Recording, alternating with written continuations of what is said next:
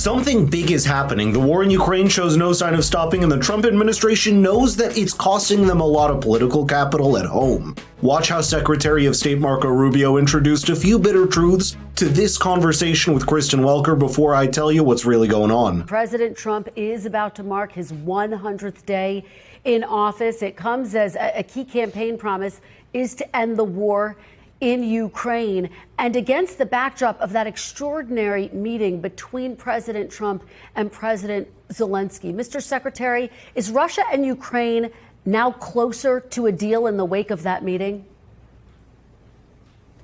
Well, I think they're closer in general than they've been any time in the last 3 years, but it's still not there. And as I said, and he has said, and others have said, he's done an extraordinary job. At the highest levels of our government, the president has put out everybody you can imagine, Ambassador Witkoff, myself, the National Security Advisor, the Vice President, been involved and engaged in this effort to bring the two sides closer so we can have path to peace. By the way, that's something that should be celebrated. He's trying to end a 3-year war that has no military solution, where every day people are dying, especially on the Ukrainian side, in many cases civilians and children, as we've seen the images over the last few weeks.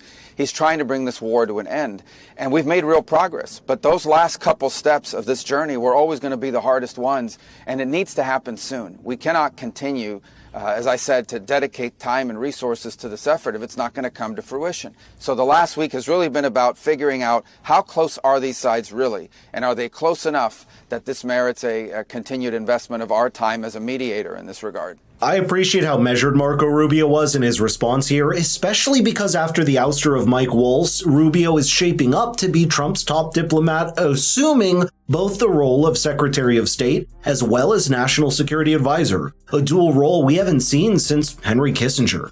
Now, it's because the tables have drastically turned for the future of the conflict, with a few key developments that make what he said even more important. Before I tell you though, make sure to subscribe to always see the real story that cuts through the mainstream media noise. Now, for one, Russia at the moment holds a considerable size of Ukraine's eastern landmass, which Ukraine now looks much less likely to ever give back. That's because spokesperson for the U.S. Department, Tammy Bruce, has sent a shockwave through Ukraine's leadership announcing that, quote, "We are not going to fly around the world at the drop of a hat to mediate meetings, that it is now between the two parties, and now is the time that they need to present and develop concrete ideas about how this conflict is going to end. It's going to be up to them." And that's not a good sign for Ukraine, that was always counting on two world superpowers like Russia and the U.S. to come to the negotiating table. Let's talk about what we've heard from and seen from President Trump online, who now says he wants to deal with President Putin, quote, differently through banking or secondary sanctions.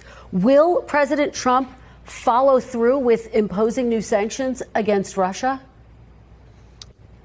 Well, first of all, I'm not going to, the president, we have multiple options, frankly, to address this and to deal with all of this, but we don't want to get to that point. This is still not the time. I think what the president is saying and has been saying for some time now is he is aware that he has these options. People ask him about it all the time, but what he really wants is a peace deal. He wants the dying and the killing to stop. This is a terrible war. It's cost the lives of thousands of people, billions of dollars, and generational destruction on the side, especially on the Ukrainian side.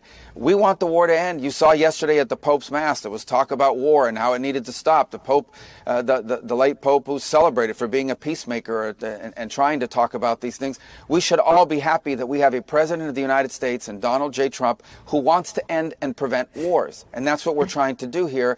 And so ultimately, look, if it doesn't happen, it doesn't come to fruition, then as a nation state, there are options that we have for those who we hold responsible for not wanting the peace. But we'd prefer not to get to that stage yet because we think it closes the door to diplomacy. Now, here's what has changed. Both Putin and Zelensky seem to have realized how Donald Trump wants a swift end to this conflict as one of the primary campaign promises he made, ending the war, quote, while he's president-elect. And both sides are trying to use this desire as leverage to walk away with the better deal. Even the Vice President J.D. Vance this week regrettably announced that the war, quote, is not ending anytime soon. And that's despite the fact that hundreds of thousands have already lost their lives and millions displaced or injured over the last 3 years. But there is still one card up Donald Trump's sleeve that he hasn't used to the extent that he could, and that's greater sanctions and economic isolation against Russia. Well, you know, the president has made a number of demands against Ukraine. Just last month, the president told me he might impose penalties against Russia. I guess given the frustrations that he is voicing, Mr. Secretary, why hasn't he imposed sanctions yet? Well, because I think we're still hoping to see that this effort works out in diplomacy and that we can bring these two sides closer together. I mean, the minute you start doing that kind of stuff, you're walking away from it. You've now doomed yourself to another 2 years of war, and we don't want to see it happen. I think what's important and really weighs is there is no other country, there is no other institution or organization on the earth that can bring these two sides together. No one else is talking to both sides but us. And no one else in the world can make something like this happen but the president. This is a very significant responsibility and a really important opportunity. And we want to make sure that we work it all the way through, that we don't walk away from something that can actually work or that can actually lead to peace. But we also don't want to continue to spend time on something that's not going to get us there. So throughout this process, it's about determining, do both sides really want peace? And how close are they or how far apart they are after 90 days of effort here, over 90 days of effort.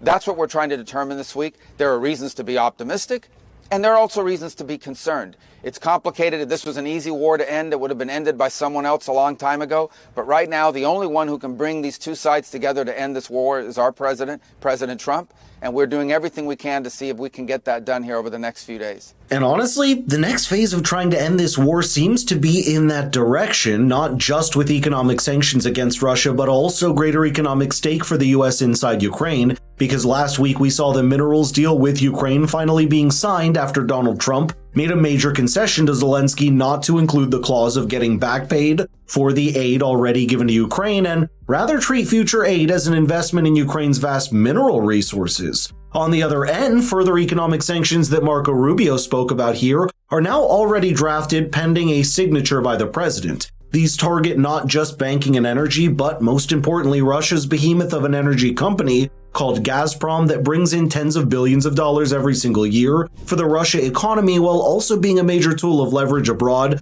But of course, even that is not a guarantee that Vladimir Putin will be willing to relent, because we've already seen Russia take a massive hit to their energy infrastructure, like the Nord Stream pipeline being destroyed 2 years ago, and still continue on with the incursions into Ukraine. So if there's one thing that's starting to become clear as day for Ukraine, it's that it will have to give up a lot in order to retain some degree of sovereignty, whether it's vast mineral resources to the US or a bulk of its landmass to Russia. Well, first of all, I would say that right now there's a lot of press reports about this, that, or these concessions or that concessions. A lot of things have been discussed, and the reason why those things are being discussed is very simple. Not because we're going to force anyone to do anything or pressure anyone to do anything like this, but because we need to understand what are the options to bringing about an end to the war.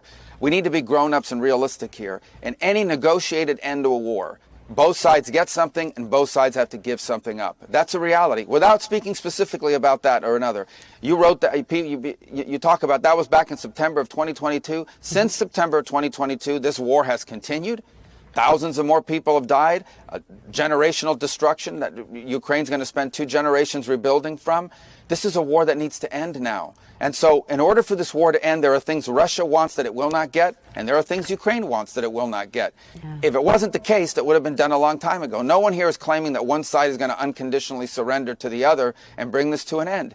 But that's why diplomacy can be difficult and time-consuming, but it is the only way to end this conflict. There is no military solution to this war. The only solution to this war is a negotiated settlement where both sides are going to have to give up something they claim to want and are going to have to give the other side something they wish they didn't. That's how you end wars.